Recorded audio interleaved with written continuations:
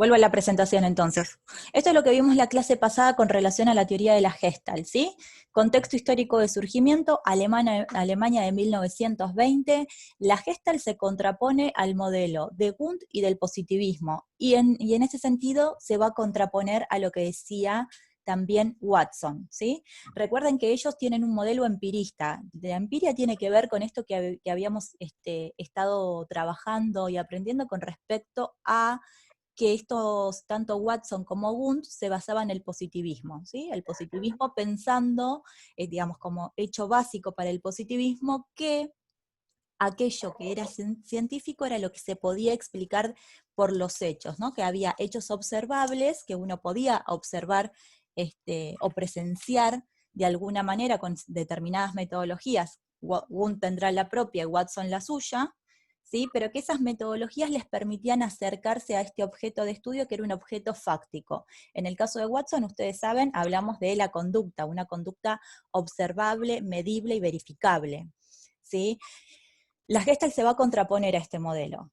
Entonces, como se contrapone a este modelo, lo que va a decir la Gestalt en relación a este modelo, básicamente, lo que va a decir la Gestalt es apoyarse en el modelo de la fenomenología, que fue un poco donde nos hicimos un poco de lío el otro día, ¿sí? El modelo de la fenomenología en donde se basa la Gestalt es, digamos, son corrientes filosóficas, el empirismo, la fenomenología, son corrientes filosóficas de muchísimos, muchísimos años. No es algo nuevo. Pero básicamente lo que le va a interesar a la fenomenología y lo que va a tomar, perdón chicos, tengo a alguien en sala de espera, ahí va. Y lo que va a tomar la Gestalt de la fenomenología tiene que ver con la noción de los fenómenos, ¿sí? La fenomenología le interesa el conocimiento de los fenómenos, ¿sí? Y el conocimiento de todo lo que tiene que ver con la conciencia. Acá es donde nos hicimos un poco de lío la clase pasada con respecto a los fenómenos, por lo menos me acuerdo que Ian me lo preguntó varias veces, con respecto a los fenómenos, ¿sí?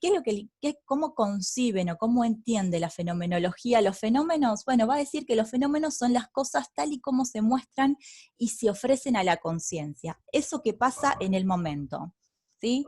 Y en cuanto a la conciencia, que va a ser, digamos, el objeto de estudio de la fenomenología, dice que va a ser el ámbito donde se hace presente nuestra realidad, donde la realidad se muestra la conciencia, para la fenomenología es un fenómeno. Esto cambia un poco la idea de lo que hablaba Watson. ¿Sí? Me voy a referir a Watson porque fíjense que es el mismo año de surgimiento, ¿sí? 1912. Digamos, esto cambia un poco el modelo de Watson, ¿sí? Donde Watson decía, bueno, frente con una conducta, si hay una conducta que es respuesta a un estímulo, ¿sí? Podemos leerlo como una respuesta a un estímulo fisiológico. La Gestalt dice, no, mira, en realidad es algo, digamos, el fenómeno es algo que se presenta a la conciencia, y esta conciencia se hace presente en la realidad, ¿sí? Y este fenómeno que se muestra es eso que pasa en el momento en donde se encuentran la conciencia y el fenómeno X, sea cual fuere. ¿Sí? ¿Vamos hasta acá? Sí, profe. Yo estoy ¿Sí? apuntando a la computadora porque se me... Sí. Yo repaso un poco lo que estuvimos viendo. A ver, tengo acá 2 mensajes. Y el lápiz está ahí. Sí, 1912, Ian, no sé qué era lo que me estabas diciendo. Jonathan también está ok, bárbaro. Seguimos entonces, ¿sí? Ahora bien, entonces, vemos como antecedentes con respecto a la teoría de la Gestalt, ¿sí? Alemania 1912, contrapuesta al modelo de empirista de Wundt y de Watson, basado en la fenomenología, y yo les puse acá esto de una nueva forma de entender el sujeto, porque antes no habíamos hablado de fenomenología nosotros. Habíamos hablado del empirismo y del modelo del positivismo. La Gestalt, como bien vimos la clase pasada, tiene que ver con la teoría de la forma, ¿sí? Gestalt en alemán quiere decir forma o configuración. ¿Está bien? Entonces, algunas cuestiones que tenemos que tener en cuenta es que esta teoría va a tener leyes y principios para explicar principalmente el fenómeno perceptivo. Si bien la Gestalt habló sobre distintas cuestiones y distintas temáticas, específicamente se basó, y la mayoría de sus estudios, digamos, y por lo que más se la reconoce, es por trabajar sobre los fenómenos perceptivos. ¿Sí? Van a ver que los ejemplos que vamos a ver hoy tienen más que ver con fenómenos auditivos o visuales, generalmente porque son los más fáciles para explicar.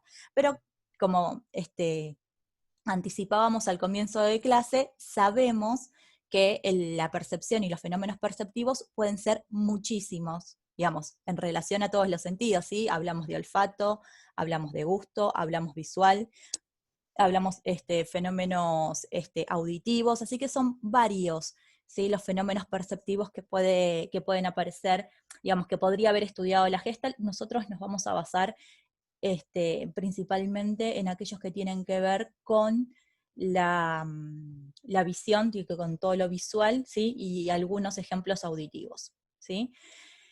Importante entonces, algo para que ustedes ubiquen, son objeto y método de estudio, ¿sí? Con Watson habíamos hablado que el objeto iba a ser la conducta y que el método del estudio era la observación experimental.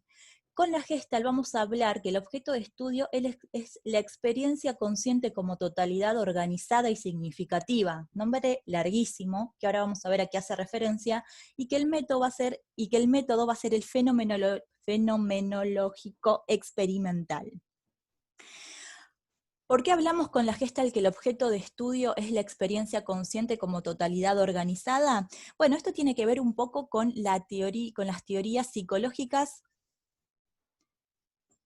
A ver si Celia está intentando ingresar y no puede. Esto va a tener que ver un poco con las teorías psicológicas, ¿sí? De comienzos de siglo XX. ¿Sí? La psicología de comienzos del siglo XX empieza a interesarse por la actividad mental. ¿Sí? Esta actividad mental entendida como la mente de las personas, los procesos, las funciones, los mecanismos, las capacidades cognitivas que una persona usa para conocer, para recordar o para actuar en el mundo donde vive. ¿Sí? Digo, algo muy similar a lo que hacemos con la percepción, que, ¿no? Evaluamos continuamente, ¿sí? Lo que viene del exterior y nuestro sistema perceptivo justamente lo percibe para poder procesar esa información. ¿Está bien? Entonces, a la psicología a principios del siglo XX va a decir, bueno, a ver, nos interesan los procesos cognitivos, son estos procesos que permiten que el sujeto entienda por dónde viene la mano, qué está pasando, ¿sí? Qué está pasando en el mundo, pueda... Perdón, chicos. No, Tati, es fenomenología, yo lo escribí mal, ahora me doy cuenta que lo escribí mal. Ian, sí, es 1912, perdón si dije 1920 como contexto de surgimiento, pero es 1912. Les decía, los procesos cognitivos sí que son estos estos procesos y estructuras psíquicas que permiten que el sujeto entonces conozca el mundo y pueda percibir algo, no solamente del mundo, sino de uno mismo, ¿sí? Del sí mismo.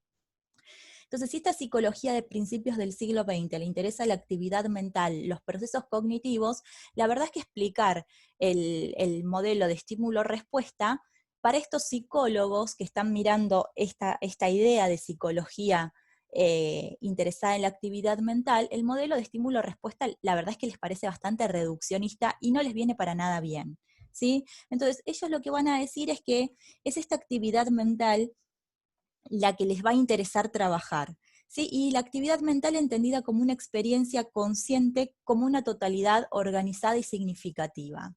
Una experiencia consciente porque entra en juego, piensen en la idea de fenomenología y de conciencia, de fenómeno y de conciencia que tiene la fenomenología, y lo que dice entonces es una experiencia consciente porque entra en juego la conciencia del sujeto en el encuentro con el momento fenomenológico o con el episodio fenomenológico, ¿sí? En donde las cosas se presentan tal cual son. Y cuando se presentan tal cual son, el organismo consciente, el sujeto consciente, va a leer eso que pasa como algo total, organizado y significativo. Total porque el modelo de Watson y el modelo de Gunt hacía reduccionismos, ¿sí? Watson explica la conducta en estímulos y respuestas y ubica los estímulos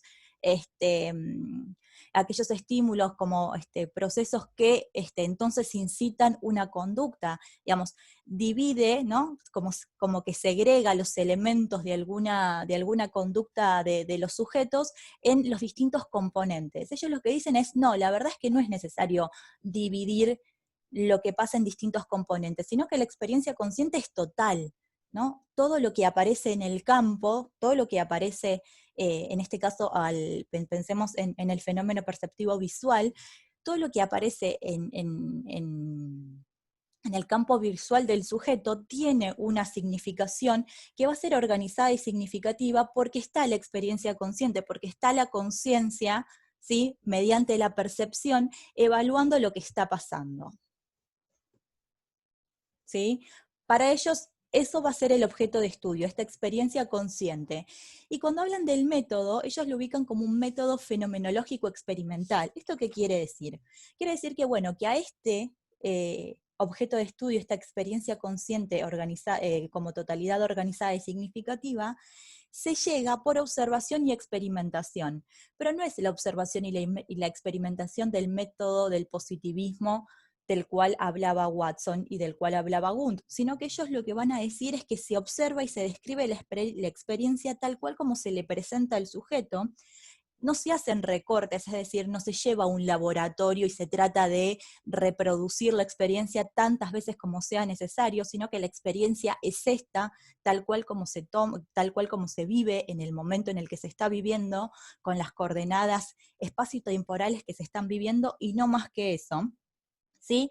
No se repite, entonces, no se recorta la experiencia para poder obtener evidencias, ¿no? Es algo así como estar atentos, estar observando atentamente lo que pasa, sin andar con cuestiones de laboratorio, sin andar trabajando con variables en un laboratorio. Hay que ir a lo que pasa como tal, tal cual y como le pasa al sujeto, y de ahí poder ubicar cuál es la experiencia consciente como totalidad organizada, como totalidad organizada y significativa, nombre larguísimo, y poder ver ahí qué es lo que pasa. ¿Sí? Esto es un poco lo que van a decir los gestaltistas. ¿Sí? Esto lo van a tener, es la presentación de Genially que venimos usando desde que comenzamos la unidad, pero que tiene que ver con, digamos, acá lo que van a ver son las ideas previas que estuvimos trabajando, que les estuve explicando recién, ¿sí? El modelo de ciencia positivista, ¿sí?, no va a ser el modelo de ciencia de la Gestalt, sino que ellos se van a basar como psicología, ¿sí? En las ideas psicológicas de comienzo del siglo XX. Por tanto, se van a interesar en la actividad mental y van a tener como modelo de sujeto un sujeto que conoce desde los fenómenos, desde la idea de la fenomenología. ¿Sí? Esto se los dejo para que después lo puedan ver, vuelvan a escuchar esta grabación y tengan en cuenta estas ideas previas que les voy a escribir, que les voy dejando acá en la Profe, presentación. ¿Sí? ¿Escucho? Maya dijo que se le salió. ¿Qué salió?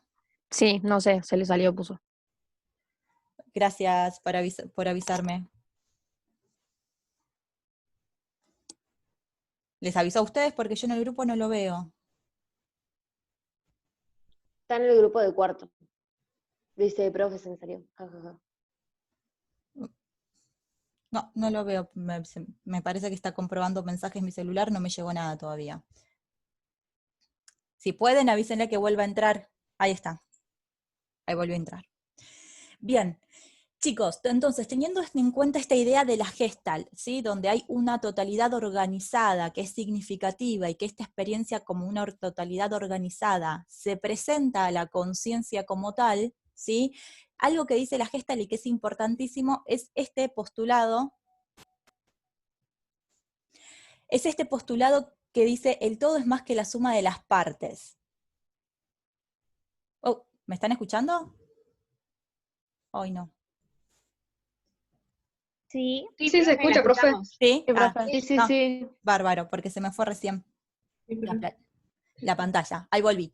El todo es más que la suma de las partes es el postulado más importante que van a encontrar de la Gestalt y es el que se tienen, si ustedes entienden esta idea del todo más que la suma de las partes, estamos casi entendiendo la teoría de la Gestalt en su totalidad. Si la teoría de la Gestalt es una teoría de la forma y de la configuración, para ellos, en cómo se presenta la experiencia consciente al sujeto, cuando hablan del todo, que es más que la suma de las partes, se entienden a la conducta como una totalidad, ¿sí? Y van a decir que la experiencia psicológica es un todo indivisible que no se puede separar, ¿sí? Los distintos elementos de esta experiencia no se pueden separar de la experiencia total. Si estos elementos se separan, digamos, los elementos de una experiencia X se pueden separar, pero estos elementos no van a tener la misma propiedad o el mismo valor que dentro de la totalidad.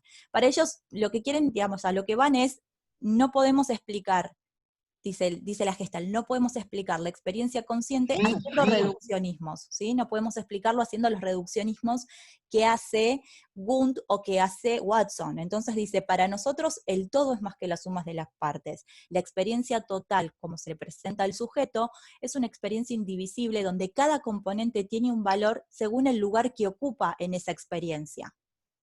¿Sí? Piensen en esto que habíamos hablado la clase pasada de la idea de,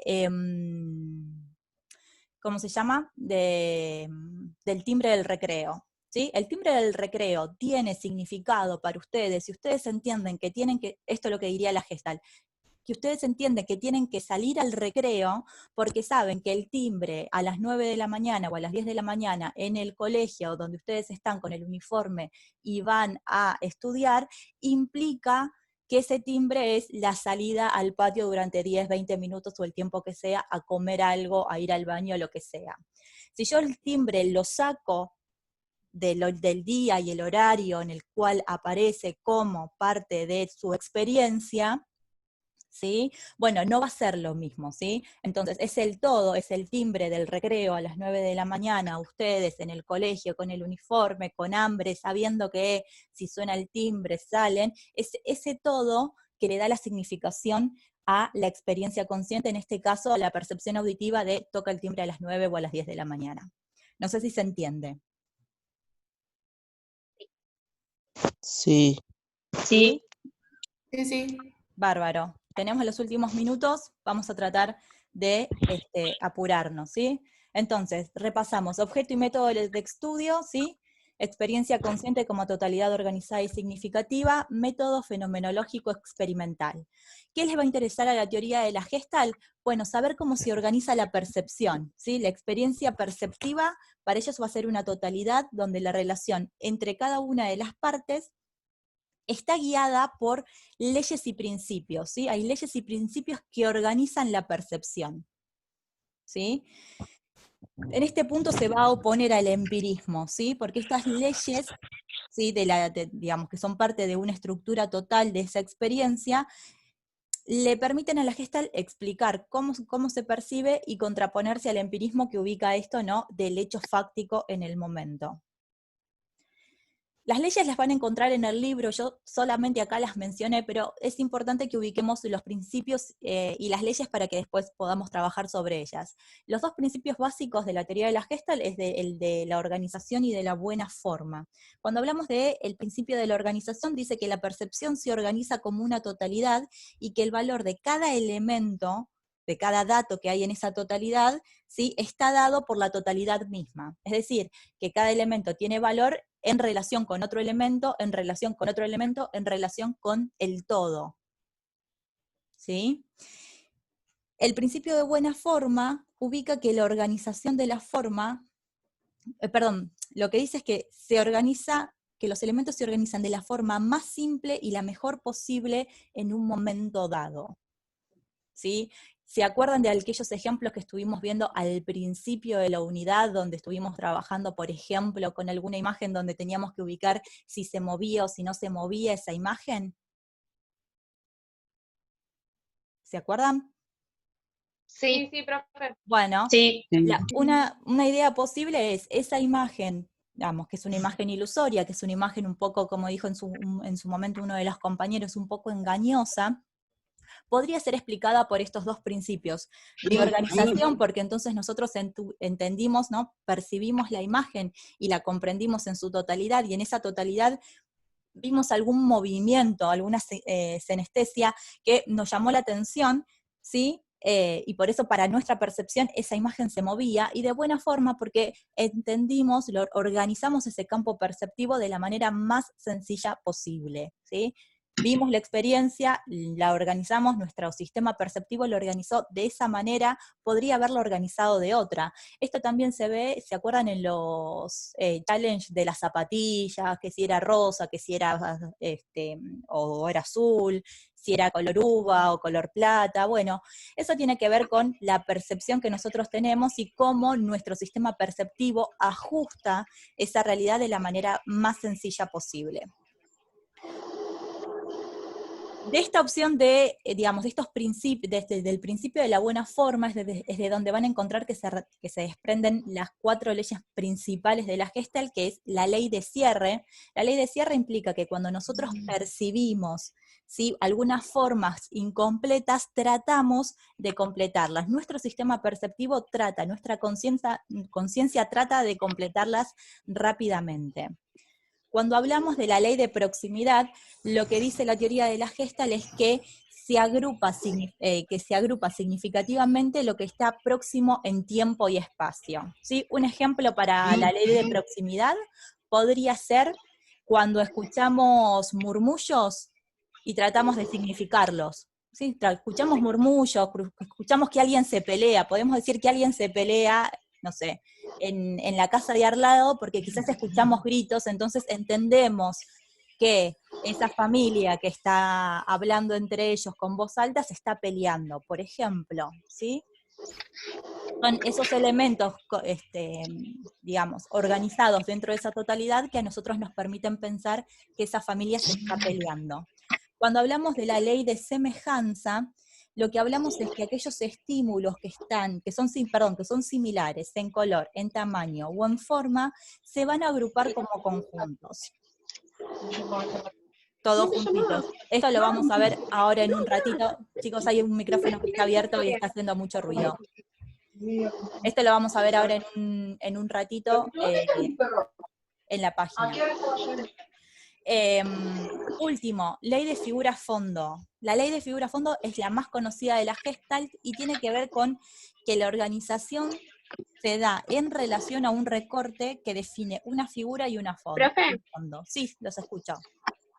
Disculpe, no había escuchado lo que dijo de semejanza. De semejanza lo que dije es que estímulos similares en color, tamaño o forma se agrupan como conjunto. ¿Sí? Eso ahora lo vemos en un ratito. Ah, ok. ¿Sí? Y lo de figura-fondo tiene que ver con uno de los ejemplos más comunes de la Gestalt, son estas imágenes donde vos ves una imagen y te dicen, ¿qué ves? ¿Ves un caballo? ¿No? ¿Ves una cara o ves una copa? ¿Ves 2 caras de personas? Ah, sí.